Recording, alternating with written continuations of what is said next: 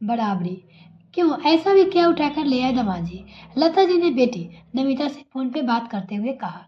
अरे माँ, लॉन्ग कुर्ती है और तुम तो जानती हो ना, मुझे पसंद नहीं आती, फिर भी उठाकर ले आए।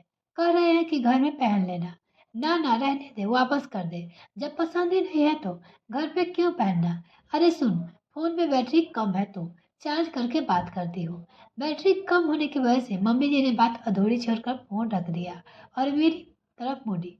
नमिता ने तुझे फोटो भेजी है कुर्ती का, जरा दिखाना। तो कह रही थी तमाजी लेकर आए हैं छुटकी के जन्मदिन पर नमिता के लिए, लेकिन बिल्कुल बेकार कुर्ती है। ना रंग का, ना रूप का, ना फिटिंग, उस पर से लॉन्ग भी है। भला आजकल कौन पहनता है लॉन्ग कुर्ते? दमाजी को बिल्कुल भी समझ नहीं है कपड़े की, बस जो मिलता है उठाकर ले आते हैं। राहुल तो ऐसा नहीं करता, वो तो तुम्हारे लिए एक से एक कपड़े लेकर आता है। ना जाने मेरी बेटी को ऐसे पति क्यों मिला। फैशन की तो समझ ही नहीं है। पर मम्मी जी, मैंने कुर्ती देखी है, इतनी भी बुरी नहीं है। और वैसे आपकी जानकारी के लिए बता दूं कि इस समय लंबे कुर्ती का फैशन है और जीजा जी फिरंगी नाम के बहुत बड़ी शोरूम के कुर्ती लेकर आए हैं, तो 4-5 हजार से कम नहीं होगी। मैंने सनिता से अपनी बात रखी। अब हमारी बात ये चल ही रही थी कि दीदी का फिर फोन आया। पता चला कि इस बात को लेकर दीदी जीजाजी में लड़ाई हो गई। बस फिर क्या था, लड़ाई के बाद जीजाजी घर से बाहर निकल गए और दीदी ने यहाँ फोन करके अपनी सारी बारात निकालनी शुरू कर दी। बस दीदी का मन भर गया तो उन्होंने फोन रख दिया और अब मम्मी जी शुरू हो गई अपने दामाद को उल्टा सीधा कहने।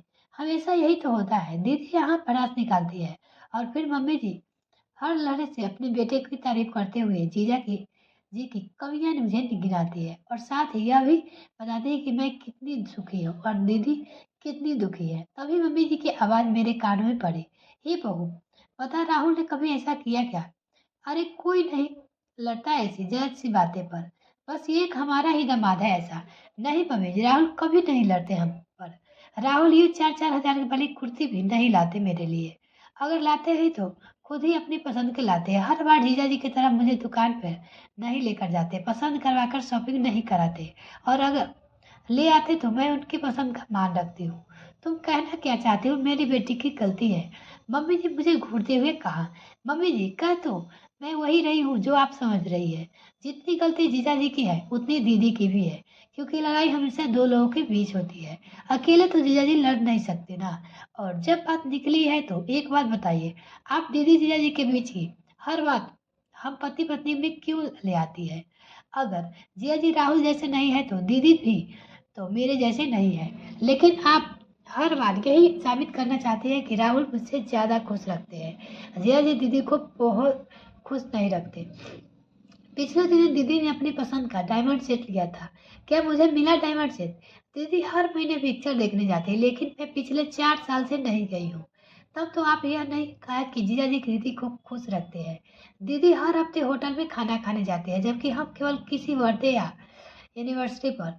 दीदी हर महीने पार्लर में जाकर मेकओवर कराती है, लेकिन मैं तो आईब्रो के लिए तरस जाती हूँ, क्योंकि पीछे से बच्चे का कौन संभालेगा। लेकिन दीदी के पास उसके सास बच्चों को संभाल लेती है।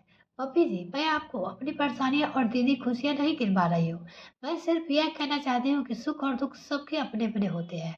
सबकी अपनी अपनी परेशानियां और समस्या होती है, लेकिन कौन किस तरीके से डील करता है, कौन ढिढोरा पीटता है, कौन चुपचाप है एडजस्ट कर लेता है। बात सिर्फ इतनी सी है, मैं जिस अवस्था में हूँ बहुत खुश हूँ। अच्छा लगता है जब ससुराल अपनी पसंद की ड्रेस लेकर लाते हैं। अच्छा लगता है जब मैं 500 के ड्रेस में भी खुश हो जाता हूँ। राहुल कब चेहरा खिल जाता है, क्योंकि अगर 5 हजार की ड्रेस मांगूंगी तो उन्हें भी 10 बार सोचना पड़ेगा। यूट्यूब पे 10 वीडियो देखकर उनके लिए बेस्ट रेसिपी बनाना, राहुल का तारीफ करना, ये मुझे महंगे रेस्टोरेंट के डिनर से भी ज्यादा खुशी देते हैं। गुस्सा करना उनको भी आता है, लड़ते हम भी है, लेकिन बात को बड़ा कर हंगामा नहीं करते। एक कहता है तो दूसरे सुनता है। एडजस्टमेंट सभी को करना पड़ता है।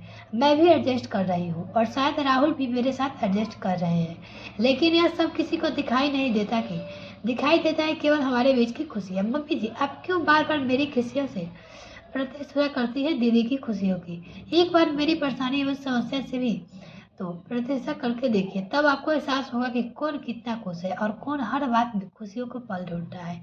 मैं ये नहीं कहती हूँ कि मैं राहुल के साथ खुश नहीं हूँ, हम दोनों साथ हैं। हम दोनों के बीच प्रेम है, एक दूसरे की इज्जत करते हैं। मेरे लिए यह सबसे बड़ी खुशी है और हाथ जोड़कर आपसे विनती करती हूँ कि दीदी और जीजा जी का रिश्ता अलग है और हम पति पत्नी का रिश्ता अलग है। इसीलिए मेहरबानी करके इस रिश्ते को तुलना तराजू में ना तोले और ना ही खुशियाँ और समस्या का प्रतिशत वाली भावना रखिए, क्योंकि हम सब अलग है। सबकी सोच अलग है, व्यवहार अलग है, रहन सहन अलग है। ना मैं दीदी की जैसी और ना ही जीजा जी राहुल के जैसे। इसलिए हमारा रिश्ता भी उनके जैसे नहीं हो सकता। कृपया करके इस बात को समझिए। अपनी बात कहकर मैं चुपचाप अंदर चली जा गई। नहीं जानती कि मम्मी जी को कुछ समझ आया ही होगा या नहीं, लेकिन तभी मम्मी जी की आवाज आई। वो फोन पर दीदी से बात कर रही थी। कविता, अगर दमाजी ड्रेस लेकर आए हैं तो अच्छा ही होगा ना। तुझे इधर उधर शोरूम में भटकने की जरूरत ही नहीं पड़ी। और वैसे भी बहू कह रही थी कि आजकल लंबे कुर्ती की फिर से फैशन में हो गए हैं। अब गुस्सा छोड़ दो और यही ड्रेस पहन ले। अब इमरजेंसी में तुझे कहाँ अच्छी ड्रेस मिलेगी। और जरा जरा सी बातें पर तू लड़ाई मत किया कर। थोड़ी शांति रखना सीख ले। बहू को देख कैसे एडजस्ट कर लेती है। कोई बात मान ले और कोई बात मन पाले। थोड़ा तू झुक जा और थोड़ा दमाजी झुक जाएंगे। जरा जरा सी बात पर घर में लड़ाई झगड़ा होना सही नहीं है। बच्चे पर इस सब का बातों का असर होता है।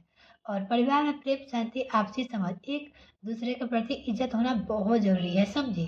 जा मना ले दमाजी को, फिर छुटकी के जन्मदिन को तैयारी भी करनी है। मम्मी जी की बातें सुनकर दिल को तसल्ली मिली कि शायद प्रति सफलता की यह भावना आज खत्म हुई और साथ ही दीदी को भी कुछ सीखने को मिला। उम्मीद करती हूँ कि आगे से दीदी और जीजा जी में छोटी छोटी बातें को लेकर झगड़े ना हो।